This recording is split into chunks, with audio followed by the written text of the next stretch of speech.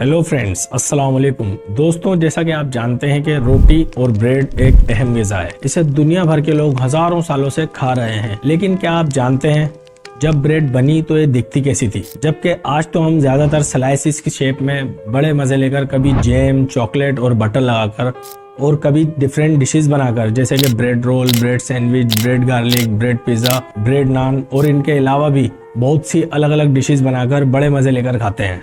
आज इस वीडियो में हम आपको ब्रेड की तारीख के दिलचस्प सफर पर ले जाएंगे और आप जानेंगे कदीम तहजीबों और पत्थरों के जमाने से लेकर आज के इस जदीद दौर तक ब्रेड का सफर कैसा रहा।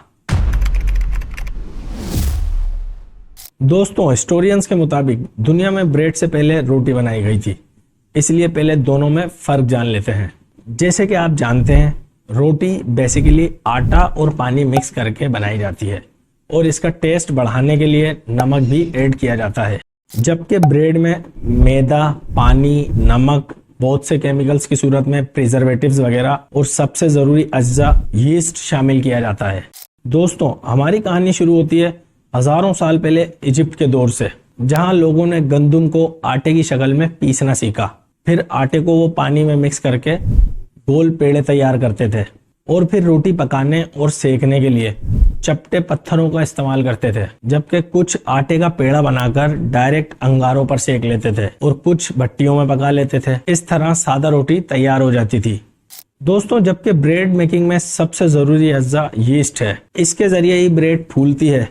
अगर बात करें यीस्ट की दरियाफ्त या इजाद की, तो इसे किसी एक शख्स से मंसूब नहीं किया जा सकता, क्योंकि ये कुदरती तौर पर फिजा में, हवा में पाई जाती है और अंदाजा लगाया जाता है हजारों साल पहले इजिप्ट के लोगों ने फर्स्ट टाइम ब्रेड को कुदरती यीस्ट से ही बनाया था। एक अंदाजे के मुताबिक हुआ कुछ यूं था, किसी ने रोटी बनाने के लिए आटा तैयार करके रख दिया, फिर ये यीस्ट कुदरती तौर पर इस आटे में शामिल हो गया।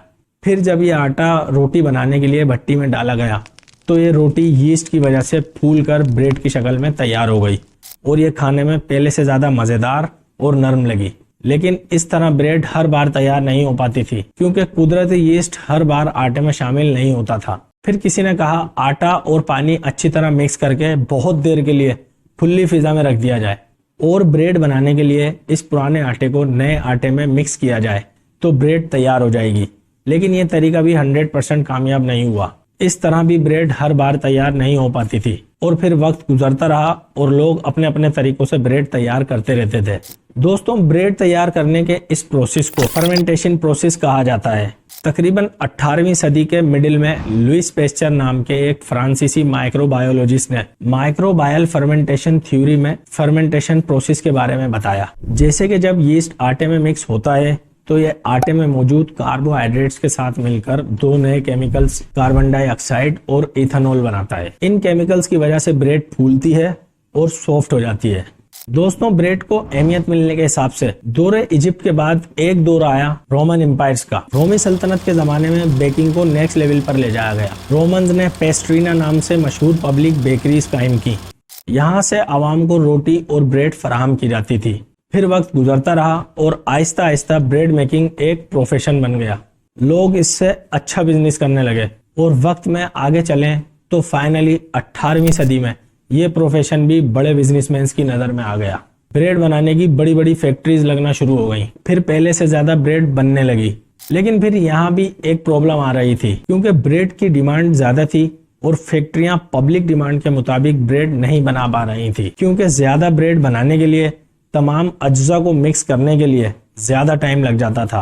और सबसे बड़ी प्रॉब्लम यीस्ट की प्रॉब्लम भी अब तक सोल्व नहीं हुई थी, क्योंकि ये तो हवा में पाया जाता था। लेकिन अब फैक्ट्रीज के पास इतना टाइम नहीं था कि वो कुदरती यीस्ट का आटे में मिक्स होने का इंतजार करें। इन जरूरतों को नजर में रखते हुए मुख्तलिफ साइंटिस्ट ने बेकिंग सोडा और बेकिंग पाउडर की इन्वेंशन की। फिर ये केमिकल इस्तेमाल होने लगे ब्रेड को फुलाने और सॉफ्ट बनाने के लिए। लेकिन साइंटिस्ट फिर भी लगे रहे यीस्ट की इन्वेंशन में और फाइनली 1872 में यीस्ट भी बना ली गई और बाजार में क्यूब्स की सूरत में अवेलेबल हो गई।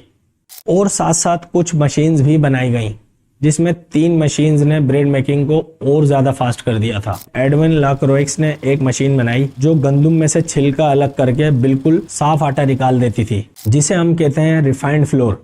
फिर इस रिफाइंड फ्लोर से आसानी से मैदा निकाला जाने लगा और साथ में बनाई गई एक मिक्सचर मशीन, जिससे ब्रेड के लिए कम टाइम में ज्यादा से ज्यादा मटेरियल मिक्स करके तैयार किया जा सके। इन मशीन्स के जरिए काफी काम आसान हो गया था। अब फैक्ट्रीज पब्लिक डिमांड के मुताबिक ज्यादा क्वांटिटी में ब्रेड तैयार करने लग गई थी और 1928 में एक अमेरिकन इन्वेंटर फ्रेडरिक रोहवेडर ने ब्रेड स्लाइजर मशीन मुतारिफ करवा दी। इस मशीन से ब्रेड को स्लाइसिस की शेप में करके बेचा जाने लगा और कुछ टाइम में ये आइडिया पब्लिक में बहुत ज्यादा मकबूलियत पा गया था। इससे भी ब्रेड इंडस्ट्री को बहुत फायदा हुआ, क्योंकि एक बड़ी और साबुत ब्रेड को घर लाकर स्लाइसिस कर खाना एक मुश्किल और एक्स्ट्रा काम था। दोस्तों, आज के इस जदीद दौर में मार्केट्स में bread different kinds of variety, unique flavours और मुख्तलिफ शेप्स में अवेलेबल है।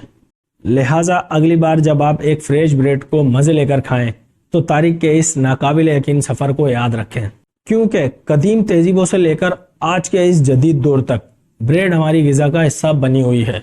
दोस्तों, अगर वीडियो पसंद आई हो और इससे आपकी नॉलेज में पॉजिटिव वैल्यू ऐड हुई हो तो वीडियो को लाइक कर दें, चैनल को सब्सक्राइब कर दें और कमेंट्स में अपनी खूबसूरत राय का इजहार करना ना भूलें।